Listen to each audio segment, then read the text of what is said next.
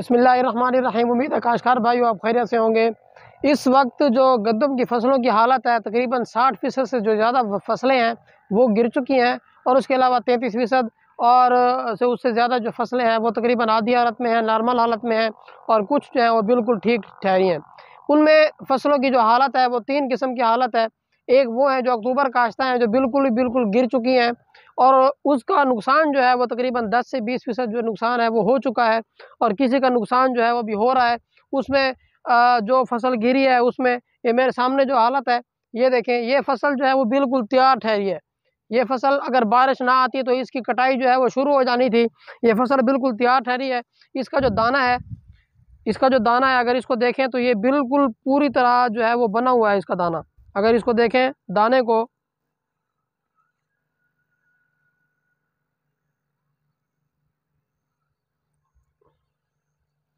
ये देखें, ये मेरे हाथ में है दाना। ये दाना जो है वो बिल्कुल बन चुका है।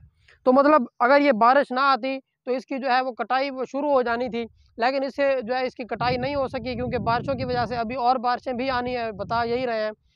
तो इनका नुकसान जो है वो जो हुआ है, या और उसके अलावा जो कुछ ऐसी फसलें हैं जो अगर आप जो है वो नवंबर काश्ता फसलों की बात करें, वो फसलें आधी गिर चुकी हैं, आधी वो ठहरी हैं। तो उनका वो पूछ रहे हैं कि उनके लिए क्या तदाबीर करें।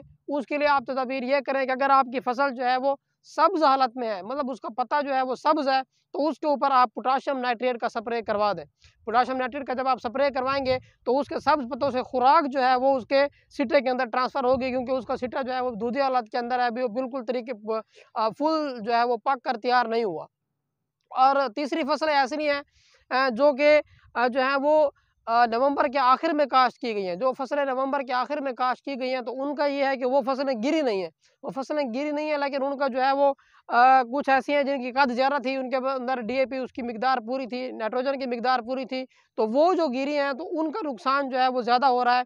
उनकी वो फसलें जो है वो अभी सब्ज़ हालत के अंदर मौजूद हैं, और गिरी भी हैं। तो उनके ऊपर आपको चाहिए कि आप फंजीसाइड का और उसके साथ पोटाशियम नाइट्रेट का मिक्स करवा कर स्प्रे करवा दें। तो मतलब खुलासा ये है बात का कि जो फसलें अभी सब्ज़ हालत के अंदर मौजूद हैं, उनके ऊपर आप पोटाशियम नाइट्रेट का और उसके साथ फंजीसाइड को मिक्स करवा कर स्प्रे करवा दें। और जो फसलें बिल्कुल उनका दाना जो है वो बिल्कुल तैयार हो चुका है, जिनका दाना अभी बिल्कुल बन चुका है, सिर्फ बारिशों की वजह से वो उसकी आपकी कटाई जो है वो शुरू नहीं हो सकी, तो उनका आप ये करें कि उनके ऊपर आप किसी किस्म का स्प्रे ना करवाएं। कि अगर आपकी फसल गिर जाती है तो उससे आपका 15 से 20% जो है वो नुकसान हो जाता है। जो लेट काश्त जो फसलें हैं उनका नुकसान 15 से 20% तक होता है। तब उसके ऊपर आप पोटाशियम नाइट्रेट का स्प्रे करवा देते हैं, तो उसके स्प्रे करवाने से आप उसका 20% से तकरीबन 10% या 12% तक नुकसान उसका जो है वो कम कर सकते हैं। तो उसका आप स्प्रे करवा कर, यानी कि फंजीसाइड का स्प्रे भी करवाएं, क्योंकि जब फसल गिरती है तो उसके नीचे जो है वो छाँव बन जाती है। जो निचले जितने भी पौधे होते हैं उसके ऊपर जो है वो फंगस का हमला होता है, और नमी भी हवा के अंदर मौजूद है, तो उससे मतलब आपकी फंगस की बीमारी का भी जो है वो आपका हल आपको मिल सकता है। उसके अलावा जो पोटाशियम नाइट्रेट है, यानी कि जो पोटाश है वो भी मिल जाती है, यानी कि उसकी खुराक जो है वो पूरी हो जाती है, और उससे फसल जो है वो ज़्यादा उसका नुकसान नहीं होता। उम्मीद है आपको वीडियो समझ आ गई होगी। अपना ख्याल रखिएगा। अल्लाह हाफ़िज़।